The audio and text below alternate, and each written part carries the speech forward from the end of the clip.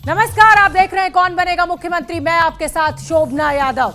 कौन बनेगा मुख्यमंत्री में आज बात बिहार की राजनीति में बाहुबलियों के सियासी बल की करेंगे।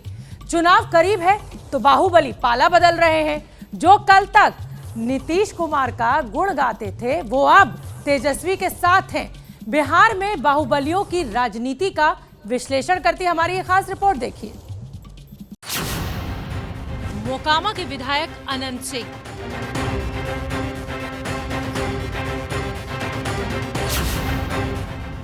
वैशाली के पूर्व सांसद रामकिशोर सिंह उर्फ रामा सिंह,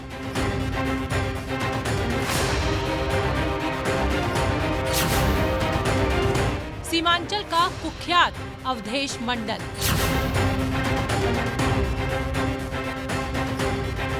बिहार की राजनीति में इन चेहरों की गिनती उन लोगों में होती है जिन्हें आम जनता बाहुबली के नाम से जानती है।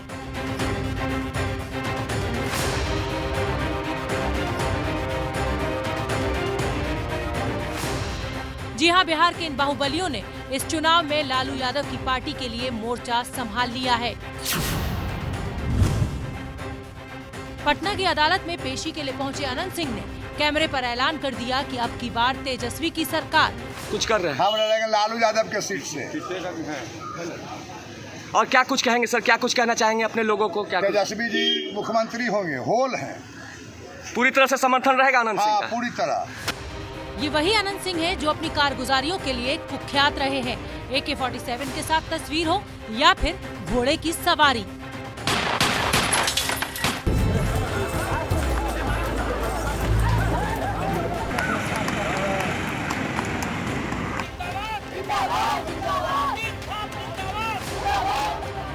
इस तरह की तस्वीरों की वजह से अनंत सिंह पटना से लेकर दिल्ली तक चर्चा में रहते हैं।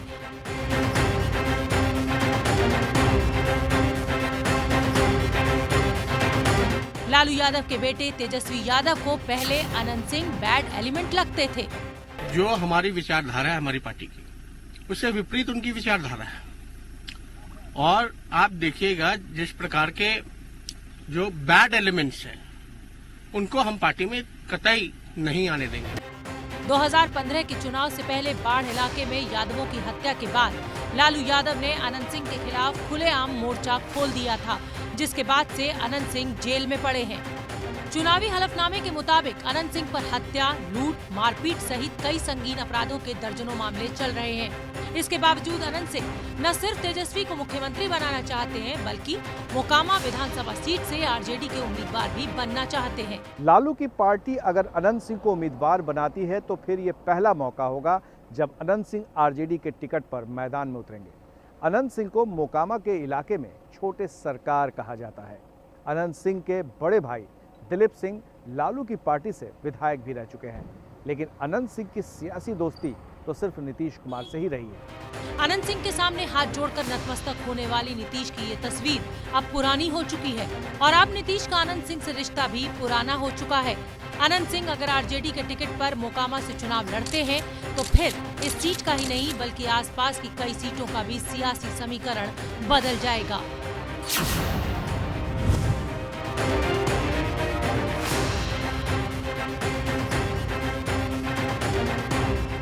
अनंत सिंह की तरह ही एक और कुख्यात शख्स है।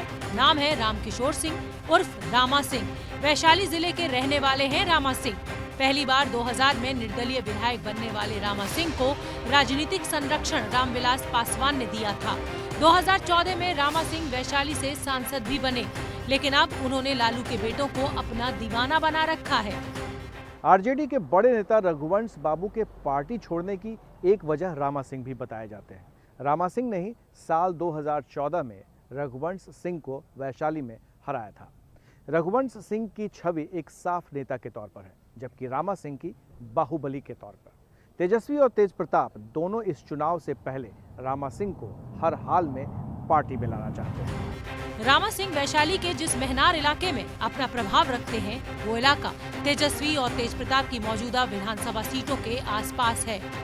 लालू के दोनों बेटों को लगता है कि रामा सिंह की पार्टी में आने से इलाके में दबदबा बढ़ेगा और चुनावी फायदा भी मिलेगा।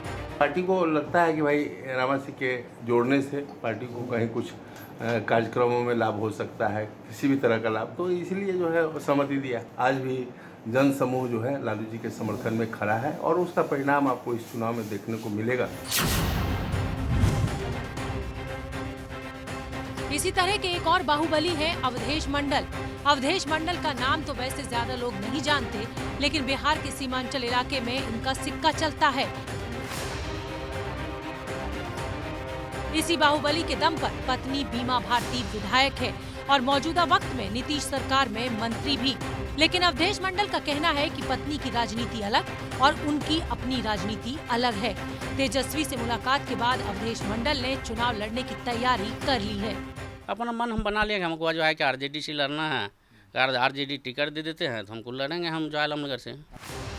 अवधेश मंडल मधेपुरा की आलमनगर सीट से लड़ने की तैयारी कर रहा है, जबकि पत्नी बीमा भारती पूर्णिया की रुपौली से विधायक है। 2016 में अवधेश मंडल को पूर्णिया पुलिस ने हत्या के एक मामले में गिरफ्तार किया था, लेकिन तब इसके समर्थकों ने थाने से छुड़ा लिया था। अवधेश मंडल के अपराध के काले किस्से आज भी कोसी और पूर्णिया के इलाके में लोगों के जहन में जिंदा है। अवधेश पर कई मामले हैं। इलाके में अवधेश मंडल की दुश्मनी दूसरे बाहुबलियों से है। जमीन पर कब्जे को लेकर अवधेश मंडल का गिरोह कुख्यात रहा है और अवधेश मंडल का यही खौफ राजनीतिक पार्टियों को अपनी ओर खींचता है। हमारे पार्टी में कोई आते हैं तो वो बाहुबली हो जाते हैं, और जब यही हमारी पार्टी से वहाँ चले जाते हैं तो वहाँ हरिश्चंद्र हो जाते हैं। भाई कौन आएंगे कौन जाएंगे ये तो फैसला हमारा पार्टी का नेतृत्व करेगा। इसी तरह के कई और बाहुबली हैं जो इस वक्त लालू यादव की लालटेन थामने को तैयार हैं। कहा यह जा रहा है कि नीतीश कुमार को हराने के लिए तेजस्वी यादव तमाम तरह की रणनीति अपनाने को तैयार हैं। तो चलिएगा कौन बनेगा मुख्यमंत्री में आपको इस समय की बड़ी खबर बता दें। बीजेपी के राष्ट्रीय अध्यक्ष जेपी नड्डा पटना पहुंच चुके हैं। नड्डा एनडीए में टिकट बंटवारे को अंतिम रूप देने वाले हैं। कल बिहार के मुख्यमंत्री नीतीश कुमार के घर टिकट को लेकर बैठक होनी है।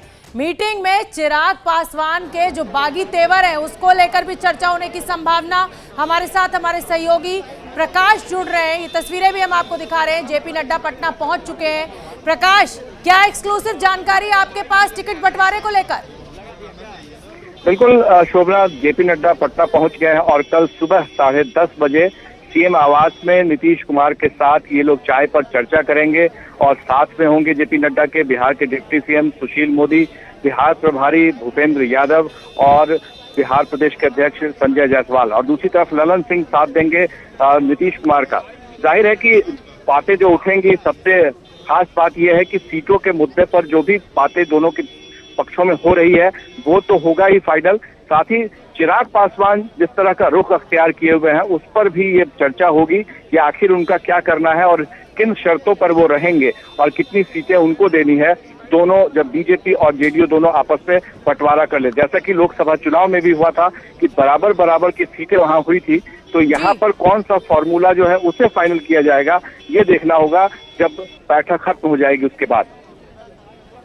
बहुत बहुत धन्यवाद प्रकाश इस पूरी जानकारी के लिए। तो कल एक बहुत अहम बैठक होगी जेपी नड्डा, बीजेपी अध्यक्ष और बिहार के मुख्यमंत्री नीतीश कुमार के बीच। हम आपको बता दें कि रामविलास पासवान की पार्टी नीतीश कुमार को लेकर तल्ख तेवर दिखा रही है। अब जेडीयू ने रामविलास पासवान की काट के लिए दलित कार्ड चलने का फैसला किया है और इसके लिए बाकायदा तैयारियां शुरू हो गई हैं।